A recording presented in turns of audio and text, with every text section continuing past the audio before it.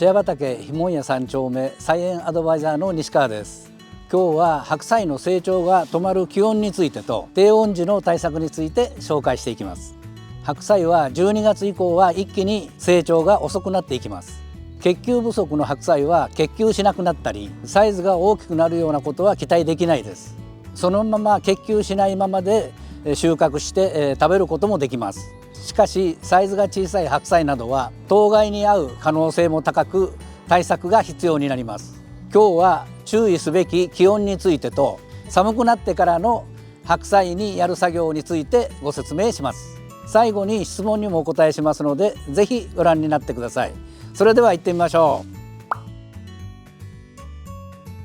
う。はい、現在の白菜の状況です。こちらの白菜結球を始めていますが、小さい状態でこれ以上結球がすることは期待できないと思います。収穫時期を迎えていてももう少し育てたいという気持ちがあると思いますが、収穫前の白菜は低温に注意が必要です。この白菜はもともとミニ白菜というタイプなので、それほど大きくなるタイプではありません。ですけれども、植え付け時期が遅かったので結球するのが遅くなりました。また今年は11月の前半で、急激に寒くなった時もあって、その影響も受けて成長が一時鈍化しています。11月の後半暖かくなったんですが結球をやっと始めたと思ったら12月に入ってこの寒気で一気に成長が止まってしまっています。小さな白菜は結球不足のためどうしても内部が凍結してしまうことが多いのである程度のところで小さくても収穫して食べていただきたいと思います。それでは本日の本題気温についてお話ししたいと思います。白菜の成長が止まるのは何度でしょうか。平均気温が10度以下になる日中が続くと成長は止まってしまいます。しかし防寒をすればじわじわと葉は成長していきます。また当該に耐えて長く畑で成長していきますので先ほどお話ししたようにもう少し成長させたいなと思われる方は防寒対策をしっかりとしてじっくりと成長させていきましょう。それでは畝の中の温度を調べてみましょう。現在12月初旬の夕方に近い時期ですがもう日差しは落ちています。その状態でマルチをした畝の中の地温は10度から 10.5 度の間ぐらいにあります。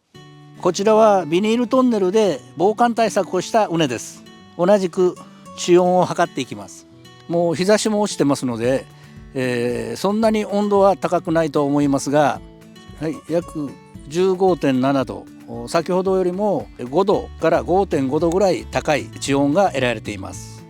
このように地温が高いので完全に成長が止まったりまたは当該で枯れるということは防げます。ビニールトンネルを設置すればこのように寒さを防げますので気温が10度を下回るようになったらビニールトンネルをうまく活用しましょ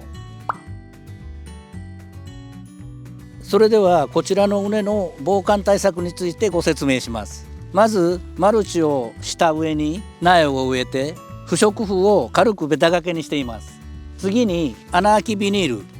を設置してその上に防虫ネットをかぶせます。さらにビニールトンネルと防虫ネットの間には不織布をもう1枚重ねて放射冷却をできるだけ防ぐようにしています。このようにすることでだいたい平均的な地温はむき出しのマルチの状態よりも5度から6度高く維持することができます。それによって遅くはありますがやはり成長が継続するということが期待できます。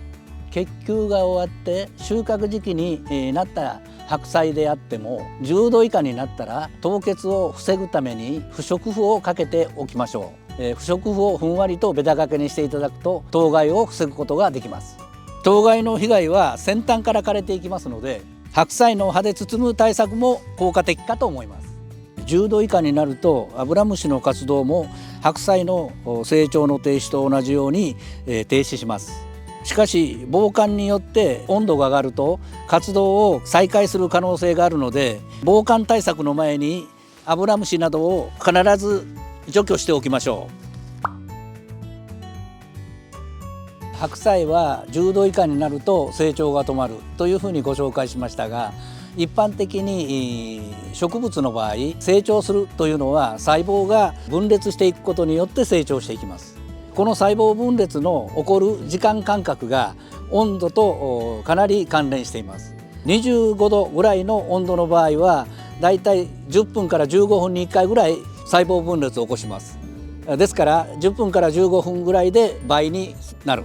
さらに15分経つと4倍になるというふうな形で育っていくということで、暖かい間はどんどん成長するんですが、これが10度ぐらいの温度になると実際の細胞分裂に必要な時間は50時間ぐらいになってしまいます。ほとんど成長が止まった状態、これが6度を下回ると300時間400時間ということになりますので、全く成長しないというようなことになります。ですから今日は白菜で防寒対策の部分をご紹介していますが、これは一般的な葉野菜などにも言えることなので、同じように防寒対策を考えていただいた方がいいと思います。それでは質問コーナーです。こちらの土壌改善の動画にコメントをいただきました。サビ病のニラはどうしたらいいのかわからないので、教えていただきたいですというご質問です。サビ病にかかった場合、まず土壌改善の前にサビ病にかかった葉を除去してください。丁寧に除去していただくことで次の感染が防げることになると思います。ただ土の中に糸状菌が多く存在していますので、これをなんとか殺菌する必要があります。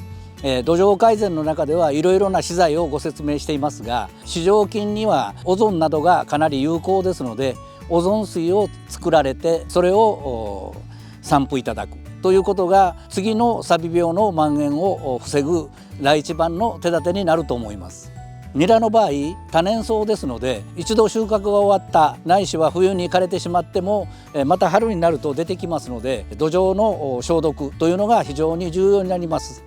ただし、農薬は使いたくありませんので、できればオゾンとかそのような、自然の材料を使って殺菌を続けて病気を防いでいっていただきたいと思います。今日は白菜の成長が止まる気温についてと低温時の対策について紹介しました。この動画が面白かった方はチャンネル登録と高評価をお願いします。シェア畑ひもんや3丁目菜園アドバイザーの西川がお送りしました。それではまた。